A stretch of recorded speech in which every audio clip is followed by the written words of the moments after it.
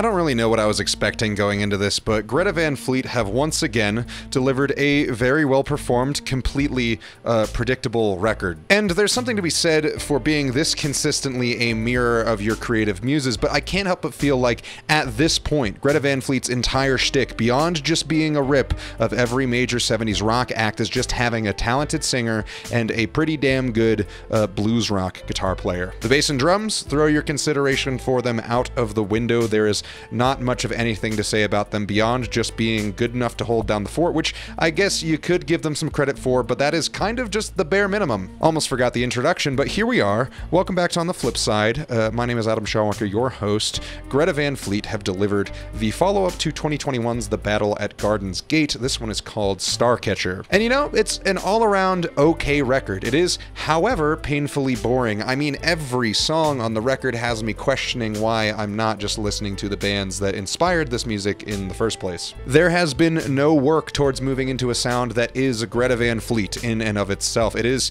still Led Zeppelin, it's Rush, it's Pink Floyd, it's Blue Oyster Cult, it's Yes. I get why this is how it is, because boomers are eating these guys up, but at this point, it's so pathetically blatant that I don't know if I can really blame them for it anymore. Because this album has an audience. It's 60-year-old dudes who want this kind of thing, and they have the money to shell out for this imitation 70s rock that connects them with their youth, or it's people who never got into the genre and weren't educated enough to a point that they know this was done better on a broader scale 40 to 50 years ago. And I know we haven't even gotten into the music itself yet, which on a surface level is totally fine. Bland, but fine. I genuinely think the guys in this band are probably great dudes. I can respect them as musicians. I am just endlessly frustrated by the complete lack of development in writing that is now being displayed again on this third full-length record. I guess you could say fourth if you count From the Fires, but that's just really the first two EPs. It does kind of suck because, frankly, I think From the Fires is actually decent, but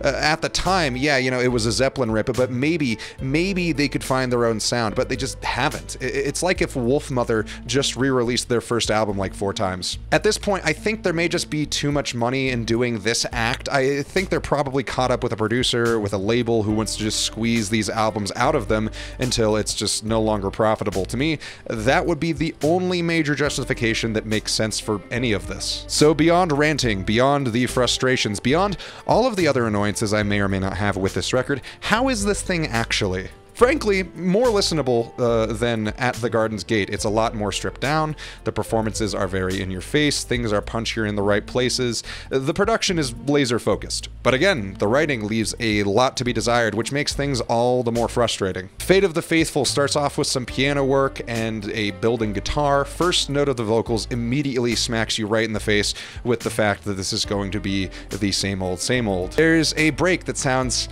like, just like, the refrain in No Quarter. I almost don't know why I'm bothering with the track analysis. Like, what am I supposed to say about these songs? Do I just list out the specific tracks that they're ripping off, the specific bands whose shadows this band is standing in? The guitar solo here is fine. Waited All Your Life starts with an acoustic intro that predictably leads into this sort of bluesy, twangy, downbeat song with these soaring vocal breaks and guitar licks that cascade over the drums, which sounds more interesting than it is, I promise you. The Falling Sky basically reuses the acoustic guitar lick from the last track, but this time with some dirt on the guitar, and then sort of just runs with it. And I get that their singer is their strongest asset, but he's wailing over so much of this track, and it is really not helping any case of emulating Robert Plant. And the goddamn harmonica solo, like, really?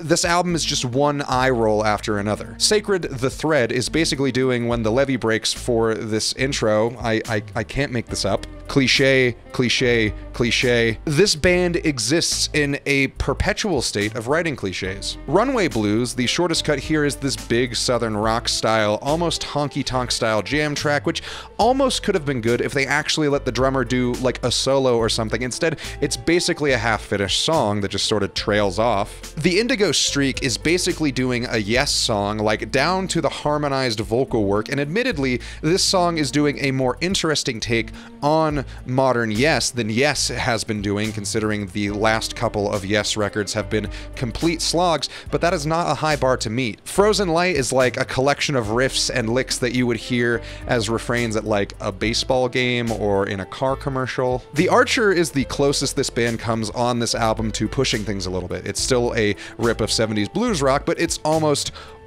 good. It's a clearly more ambitious track thematically. The lyrics are actually kind of cool, albeit again cliche. It's kind of like Dio meets Led Zeppelin, but with maybe less dragons. But it still doesn't end up going far enough. They can't really commit, for whatever reason, to pushing this into something outside of the little box that they're stuck in. Every time the song feels like it's going to develop, it's another chorus. Meeting the Master has one of the best vocal performances on the record, though admittedly when you are a dead ringer for Robert Plant, any vocal performance will do. Any of it is going to be a knockout of the park. But I do appreciate the slightly more nuance in the delivery on this cut. It's certainly more refreshing than the constant belting out of wails and screams that most of these other tracks have been. Past the vocals, not really much to write home about on this one. It's incredibly sterile. Farewell, for now, has my eyes nearly rolling out of my head. It's so very obvious that this song is going to be a set ender for the live show, which is kind of insulting because it's not a particularly great track. The finishing guitar solo is phoned in. The rest of the song is flat, falling completely into its own self-importance. It's its own insisted drama. This is the end, people. Are you ready? This album is one note. It is beyond frustrating. It is self-insistent.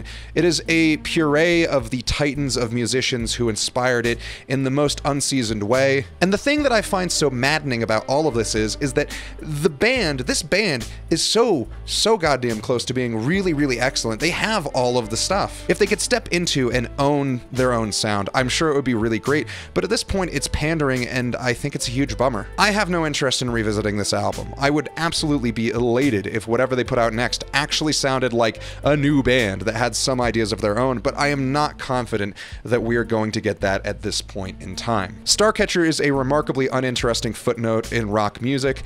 I'm thinking this one is a 3. Thank you all so much for watching. Let me know what you thought of this album in the comments below. Remember to like and subscribe. Check out my Instagram, my Reverb, and my Depop. Links to all of those are in the description below. Thank you all so much again for watching. We'll see you on the flip side.